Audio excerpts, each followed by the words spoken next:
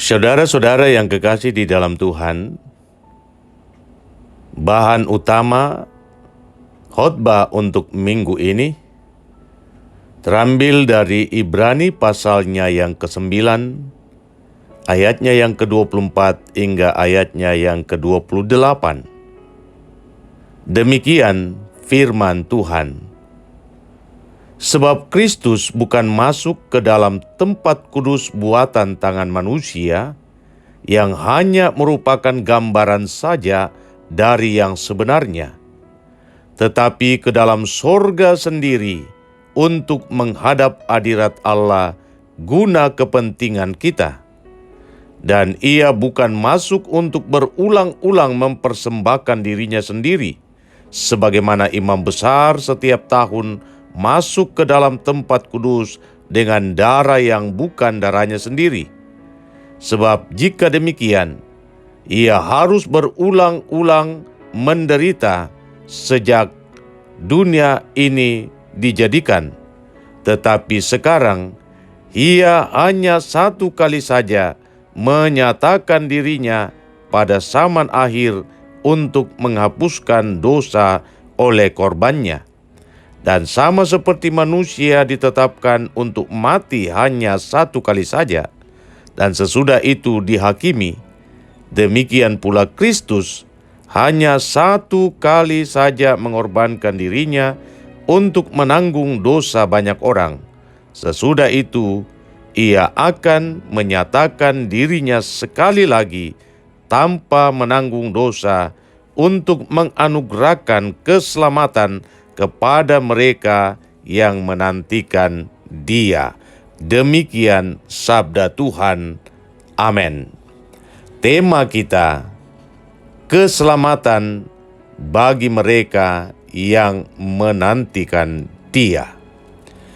Saudara-saudara yang kekasih, ini hanya sebuah cerita.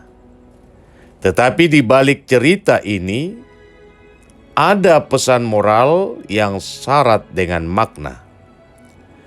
Suatu kali, seorang anak ditugaskan orang tuanya untuk mengunci pintu gerbang dan semua pintu rumah sebelum ia beristirahat.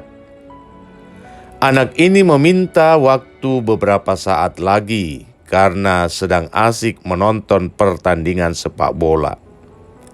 Selang beberapa menit, orang tuanya mengingatkan lagi agar jangan sampai lupa mengunci pintu sebelum beristirahat.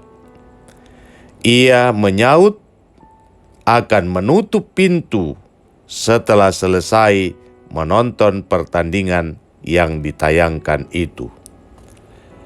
Entah karena apa, anak ini lupa mengunci pintu dan gerbang rumah, sekalipun sudah 2 kali diingatkan oleh orang tuanya. Saat mereka terlelap, pencuri dengan mudah masuk ke rumah itu. Mereka sekeluarga disekap dan para pencuri mengambil semua benda berharga yang mereka miliki. Nah, setelah peristiwa mengerikan ini berakhir, anak itu menangis sejadi-jadinya di hadapan orang tuanya dan memohon agar ia dimaafkan karena telah lalai menuruti perintah orang tua. Nah, orang tuanya pun memaafkan anaknya dan memberi kesempatan pada anaknya agar menjadi lebih baik lagi di hari yang akan datang. Namun sepertinya anak ini kurang memahami apa arti pemberian maaf. Suatu kali, saat mati lampu, anak ini kembali ditugaskan orang tuanya. Entar setelah selesai belajar, jangan lupa makan dan matikan lilin yang ada di dapur. Anak ini meyakinkan orang tuanya bahwa ia akan segera mematikan lilin setelah ia selesai belajar dan makan malam. Nah, sunyinya dan gelapnya malam diiringi bunyi jangkrik membuat ia mengantuk dan tak terasa ia pun tertidur. Tanpa disadari, lilin yang ada di dapur sudah habis membakar meja makan yang terbuat dari kayu. Perlahan api merambat sampai ke tabung gas, sehingga menimbulkan ledakan besar dan terjadilah kebakaran hebat. Anak itu tersadar, lalu ia berlari menyelamatkan dirinya sendiri. Tetapi orang tuanya menjadi korban dalam kebakaran hebat itu. Ia menangis sejadi-jadinya, ingin meminta maaf pada orang tuanya.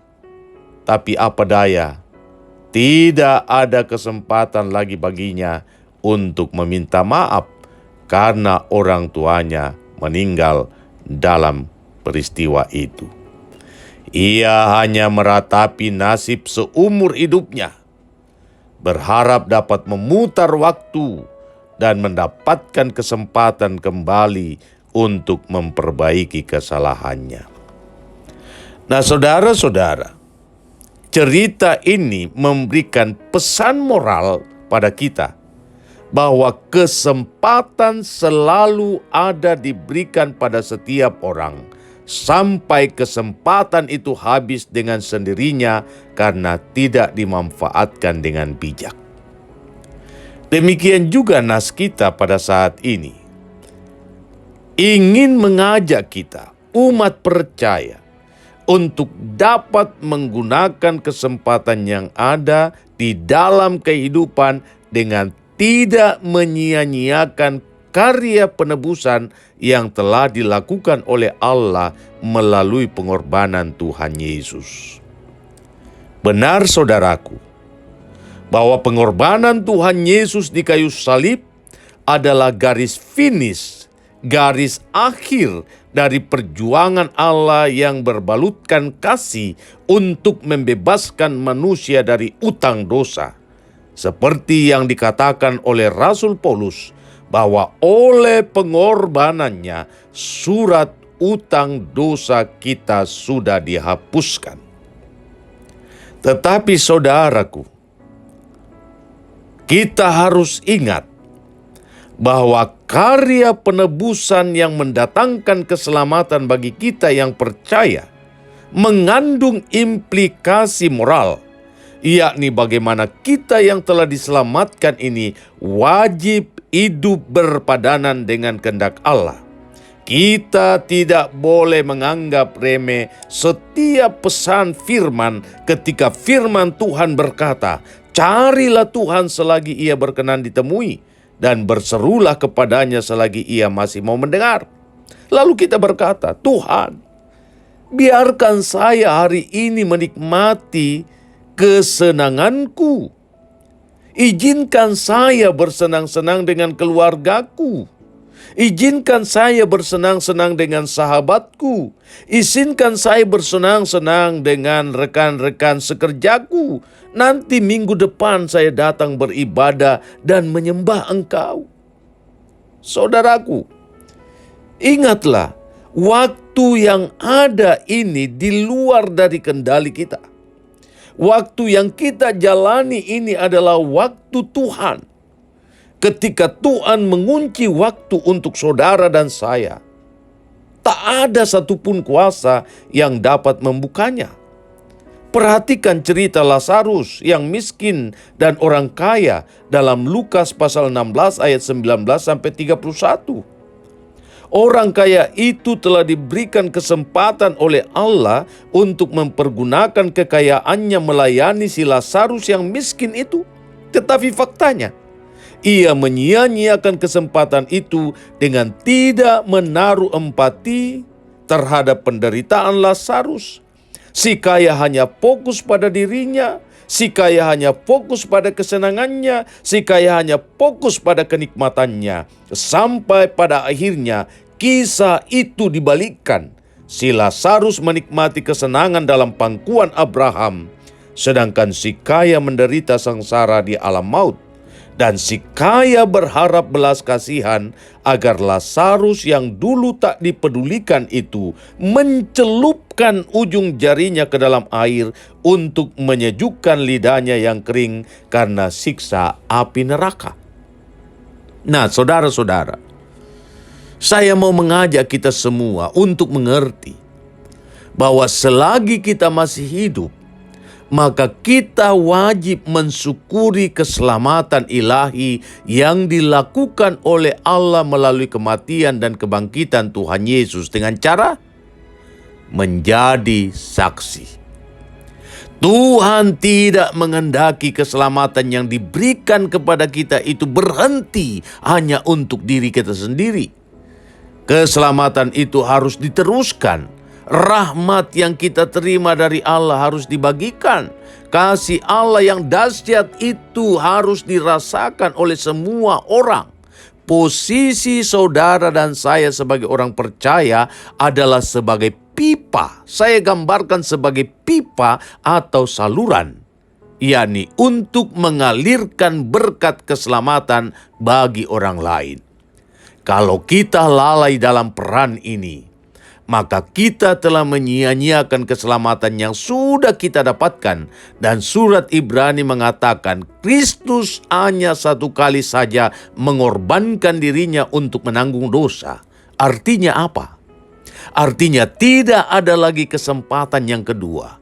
Setiap kita hanya diberi kesempatan sekali dalam pengembaraan hidup, dan setiap orang akan mempertanggungjawabkan apa yang telah dikerjakan pada saat Kristus datang dalam kemuliaannya. Dan ini hal yang saya mau tegaskan. Jika setiap kita merasakan urgensi dari pengorbanan Yesus di kayu salib, maka kita akan serius mempergunakan waktu yang ada untuk melakukan apa yang baik dan yang menyenangkan hati Tuhan. Kita akan sama seperti janda di Sarfat. Walau hidupnya bersama anaknya sedang mengalami krisis, bahkan boleh dikatakan hidup mereka sudah ada di ujung tanduk. Namun untuk hal berbagi, untuk hal bermurah hati, untuk hal berempati, itu sudah menjadi hukum wajib.